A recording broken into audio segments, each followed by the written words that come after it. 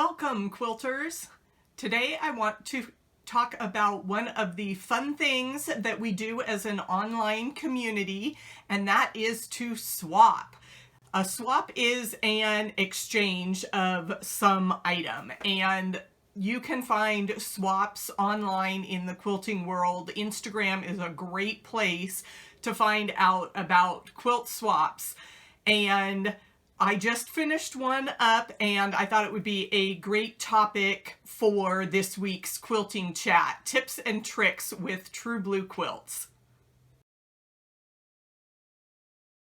I love to join projects, groups that are creating things, discussion groups, anything, the daily prompts, 30-day challenges, any of that stuff, sign me up. So this spring, winter, February, March of 2020, I joined the Quilters for Koalas, and it was actually a fundraiser to help the wildlife relief efforts in Australia after their wildfires. So, basic guidelines of a swap. There's usually a theme. You join and you sometimes have a secret partner, and sometimes it's a loop. So you make something for someone and some third person makes something for you, and then you participate, get everything mailed off, and then you get a surprise in the mail. So this was my wonderful blue koala that I received, and it's just fabulous. It's a pillow cover, so I need to get a pillow form, and I really love this little guy. He's awesome. I used a foundation paper piecing pattern and made my own koala pillow cover to send off to my partner, so I hope she's enjoying that.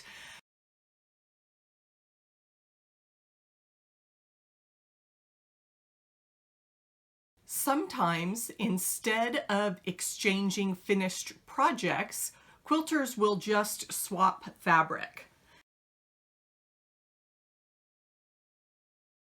Several years ago, I was in a swap for Allison glass fabric, and everyone selected a different print, and we cut up all our squares and mailed them to the coordinator, and she took one from every pile and sent them back to us. So that's a fun way to get a large variety of fabric from just one purchase. It's obviously it's a little bit harder to collect all the different pieces in one designer's collection, or maybe you are swapping, charm squares, little 2.5-inch squares, and you'll send those in to someone. And I also did a color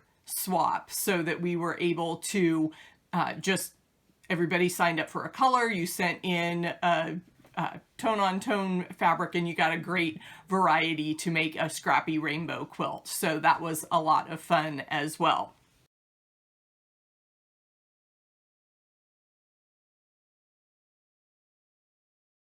Another kind of swap is a block exchange, and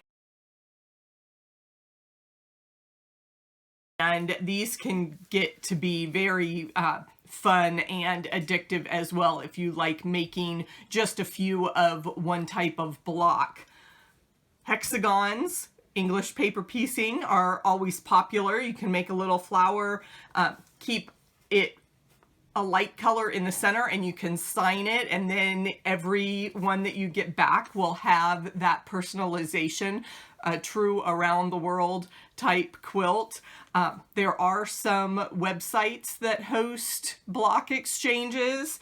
I participated for many years in the Block Lotto, and we made things like improv grass shoots there. One month we all did teacups, and names were drawn as an exchange in that particular swap group.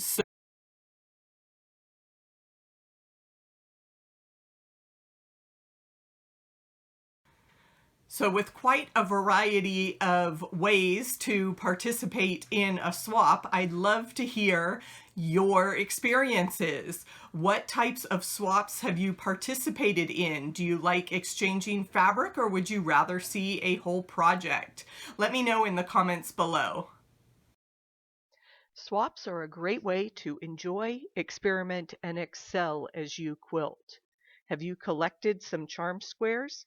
Click on the video below to see some layout ideas. I'll catch you in the next video.